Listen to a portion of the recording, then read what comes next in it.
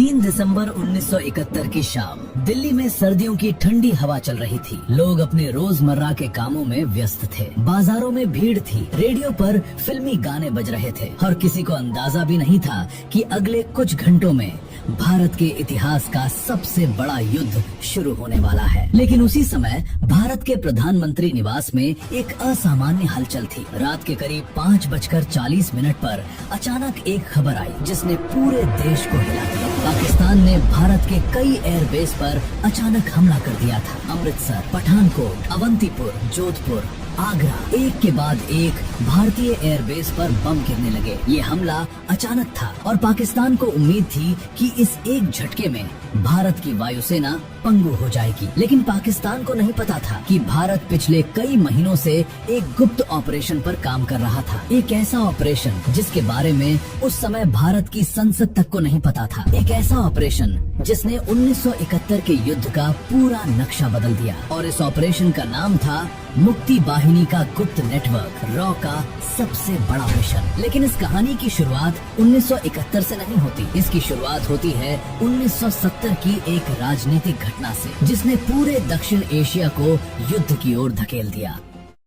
1970 में पाकिस्तान में आम चुनाव हुए। उस समय पाकिस्तान 2 हिस्सों में बटा हुआ था। पश्चिमी पाकिस्तान जहां सत्ता और सेना का नियंत्रण था, और पूर्वी पाकिस्तान जो आज का बांग्लादेश है। पूर्वी पाकिस्तान की आबादी ज्यादा थी, लेकिन सत्ता हमेशा पश्चिमी पाकिस्तान के हाथ में रहती थी। जब चुनाव हुए तो पूर्वी पाकिस्तान की पार्टी आवामी लीग ने भारी जीत हासिल की। उसके नेता थे शेख मुजीबुर रहमान। उनकी पार्टी ने पाकिस्तान की संसद में बहुमत हासिल कर लिया। लोकतंत्र के हिसाब से अब उन्हें प्रधानमंत्री बनना चाहिए था, लेकिन पाकिस्तान की सेना और सत्ता के केंद्र को ये मंजूर नहीं था। तब पाकिस्तान के राष्ट्रपति थे याह्या खान और पश्चिमी पाकिस्तान के सबसे ताकतवर नेता थे जुल्फिकार अली भुट्टो। इन दोनों ने मिलकर सत्ता हस्तांतरण रोक दिया और फिर 25 मार्च 1971 की रात पाकिस्तान की सेना ने एक ऐसा कदम उठाया जिसने इतिहास को हमेशा के लिए बदल दिया। 25 मार्च 1971 की रात ढाका शहर में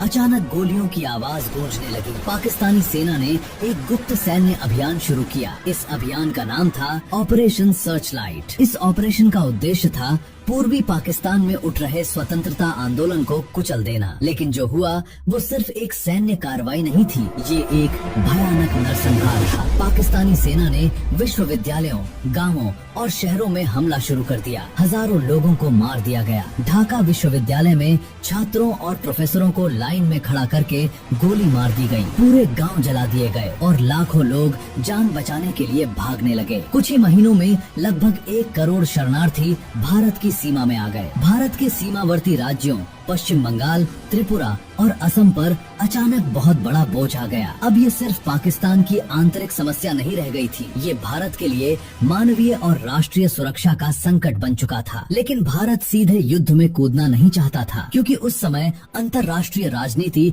बेहद जटिल थी। और यहीं से शुरू होती है एक ऐसी योजना जिसने 1971 के युद्ध को पूरी तरह बदल दिया। भारत की प्रधानमंत्री थी इंदिरा गांधी। उन्होंने तुरंत अपने सबसे भरोसेमंद अधिकारियों की एक गुप्त बैठक बुलाई। इस बैठक में मौजूद थे भारत की खुफिया एजेंसी रॉ के प्रमुख RN काओ, भारतीय सेना के प्रमुख सैम मानेकशॉ और कई अन्य वरिष्ठ अधिकारी। इस बैठक में एक महत्वपूर्ण सवाल पूछा गया, अगर भारत सीधे युद्ध में उतरता है तो क्या अंतर्राष्ट्रीय समुदाय उसका समर्थन करेगा? उस समय अमेरिका खुलकर पाकिस्तान के साथ था, चीन भी पाकिस्तान का सहयोगी था। ऐसी स्थिति में भारत को एक ऐसी रणनीति चाहिए थी जिससे पाकिस्तान की सेना पूर्वी पाकिस्तान में कमजोर हो जाए और युद्ध शुरू होने से पहले ही उसका संतुलन बिगड़ जाए। तब रॉ प्रमुख RN काओ ने एक योजना पेश की, एक ऐसी योजना जो बाद में भारतीय खुफिया इतिहास की सबसे बड़ी गुप्त कार्रवाइयों में गिनी गई। ये योजना थी पूर्वी पाकिस्तान के विद्रोहियों को संगठित करके